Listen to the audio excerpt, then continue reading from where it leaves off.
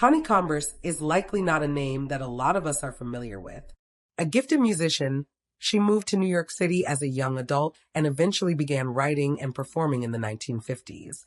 Although she never truly rose to prominence, she is highly regarded in the music world and credited as the earliest performer in the singer-songwriter genre. But it's possible Connie is not even aware of how much her songs mean to some people, as she vanished one day in 1974, never to be seen again. But first, I'd like to thank BetterHelp for sponsoring today's episode. Your mental health is not something to be taken lightly. Whether you experience something traumatic or it's something you're dealing with long term, we all need support sometimes, but it's not always the easiest thing to access. There are often long waits to even get to speak to a therapist, which isn't exactly ideal when you have a mental health crisis.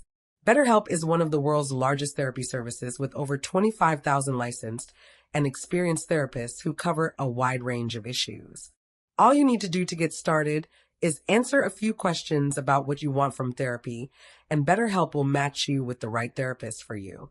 If you find for any reason that your therapist isn't quite the right match, you can always switch to another free of charge. Once connected with your therapist, you can communicate with them however you want, whether that's by call, video, or message. You can message your therapist at any time and set up live sessions when it's most convenient for you. Get 10% off your first month at betterhelp.com/coldcasedetective. That's BetterHelp, HELP.com. It's also linked below in the description. And now let's dive in with today's mysteries. Elizabeth Eden Converse was born on August 3rd, 1924 in Laconia, New Hampshire, but spent much of her early life in the state's capital of Concord. The middle of three children, Connie had two brothers, Paul, 3 years older, and Philip, 5 years younger. The children were raised in a strict Baptist family where the father was a minister and her mother was described as musical and a homemaker. At some point after their move to Concord, however, Connie's father left the church to direct the state chapter of the Anti-Saloon League, the lobbying organization that aimed to maintain prohibition. Although her upbringing was firmly rooted in religion and her parents were inflexible about their beliefs, Connie and the others appeared to have a content childhood. They often read Shakespeare as a family, dividing the parts amongst themselves. Philip would later credit his sister for raising him. In an essay about his older sibling, which she wrote in 2000, he recalled, "Always wince at mentioning this truth because it sounds as though our mutual parents were on leave for that decade or two. In fact, they were very much there and loving, but I did spend more of the time that was psychologically real to me under Sis's thrall." Connie, Philip stated, always had a creative flair. He remembered the time that she painted a life-size Robin Hood portraits on the sewing room wall, complete with a Sherwood Forest backdrop. He noted, "At the time, I had no idea other little boys weren't a tenth as lucky as me." Connie would use the painted wall as the background for the performances she put on for her siblings. Not only was she creatively talented, but Connie had a thirst for knowledge. She was known to memorize poetry and read about politicians, explorers, and other prominent figures throughout history. As a teenager, Connie attended Concord High School, where she excelled. She was a valedictorian and won 8 academic awards, including a scholarship for the Mount Holyoke College in Massachusetts. Attended following family tradition. Both her mother and grandmother had graduated from the university. However, Connie dropped out after 2 years and moved to New York City, where she shared her birth name, Elizabeth, and adopted the name Connie, a nickname bestowed upon her by her new friends.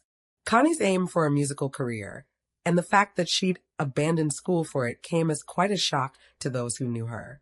She hadn't touched a musical instrument since she'd given up violin lessons in middle school, and her abrupt decision left her parents devastated. Philip stated, "Think they assumed she was running away from them. And my guess is that maybe they were right." He called her actions an act of pure rebellion. During the 1950s, Connie worked firstly in an editorial position at the Institute for Pacific Studies before moving on to the Academy Photo Offset Printing House when the organization she was initially working for collapsed. She spent time living in Greenwich Village, Hell's Kitchen, and Harlem, and began using her free time to write music and perform for friends, playing the guitar as she sang.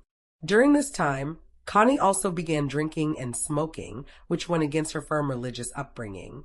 Her parents reportedly dismissed her music career, with her father never hearing her sing before his death. They appeared to have no interest in their daughter's new life, and it has been speculated her parents rejected her choices, as she was going against the way she was raised. In 1954, Connie made her first and only known public performance when she appeared on CBS's The Morning Show.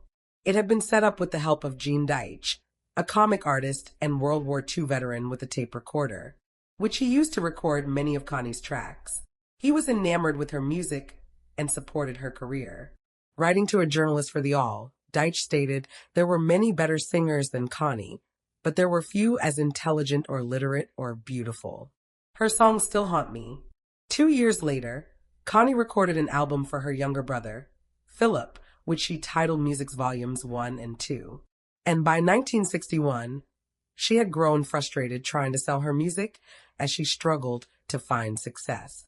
That same year, Bob Dylan moved to Greenwich Village and soon skyrocketed to fame, releasing his first album in 1962 after he signed with Columbia Records. Potentially disillusioned with New York and her dream, Connie subsequently left the state, moving in with Philip, who was residing in Ann Arbor, Michigan.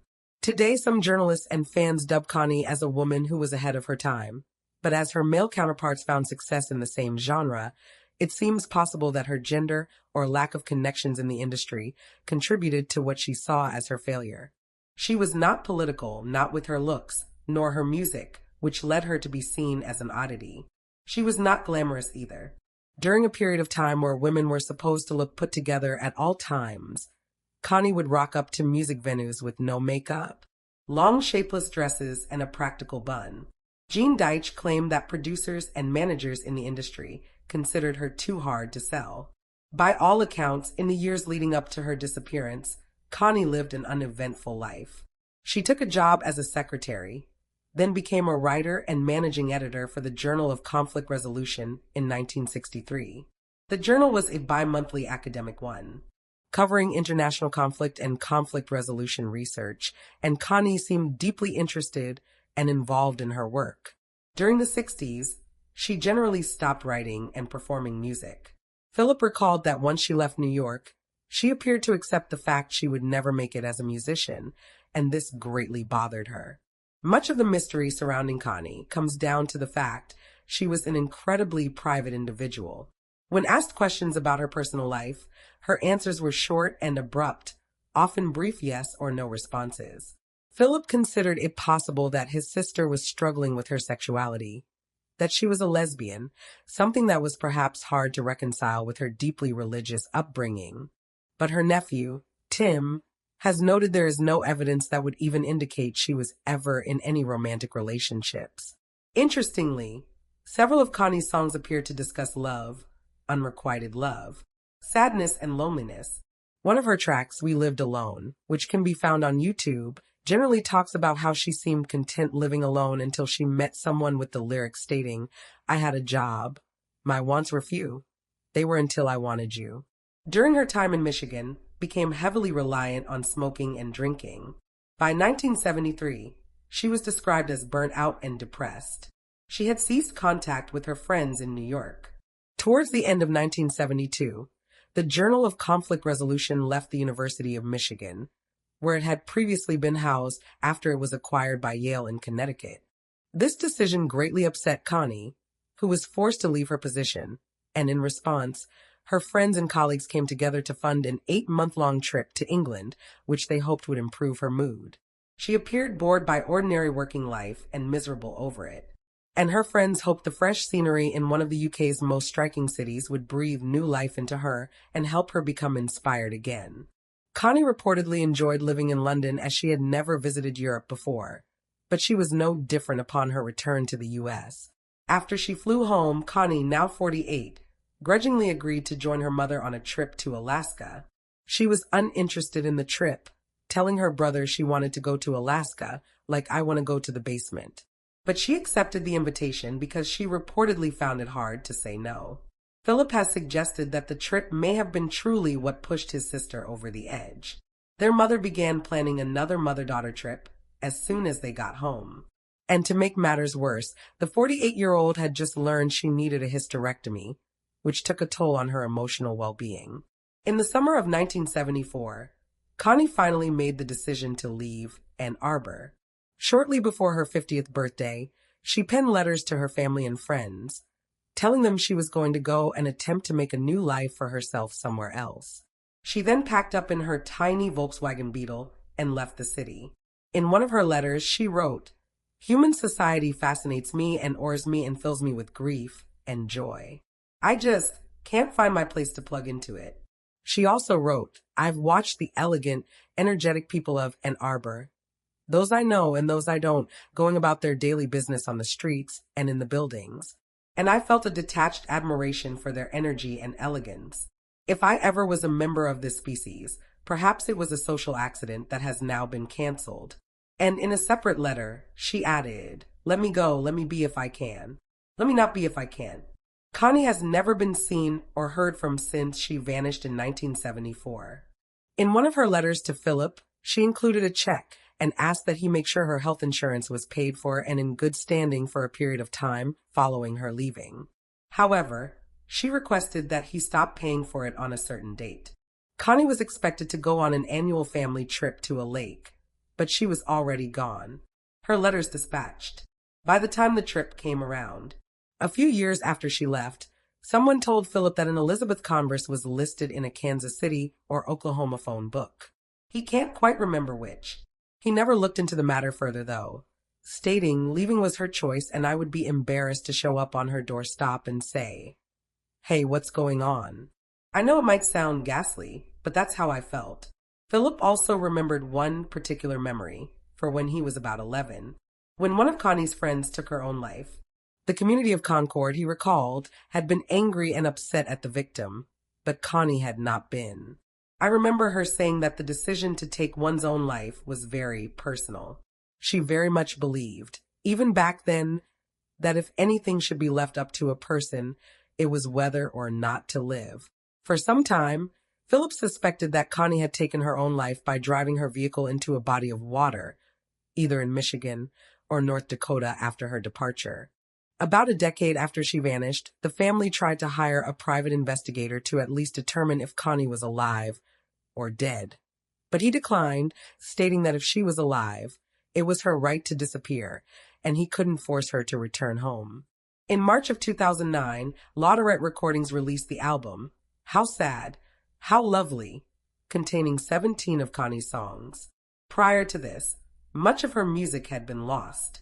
Interest in recovering her tracks was sparked when Gene Deitch, 80 at the time, appeared on the radio show Spinning on Air in 2004, where he played some of Connie's recordings. In the years since, 2 albums were produced, which contained recordings of other artists performing music that Connie had written and never recorded. In 2020, an EP named Sad Lady was released, featuring 6 of Connie's recordings. Her music is available to purchase on Bandcamp. Connie's brothers and parents are now deceased, and if she herself is still alive, she will be 99 years old. It seems unlikely we will ever discover what happens to the musician, but all the same, her story is equal parts chilling and tragic, as so much of Connie and her life is shrouded in mystery. And there you have the facts. Please leave a comment down below with your own theories and speculations. And remember to like this video and subscribe to support the channel. Thank you for watching. Stay alert, stay safe, and I'll see you next time.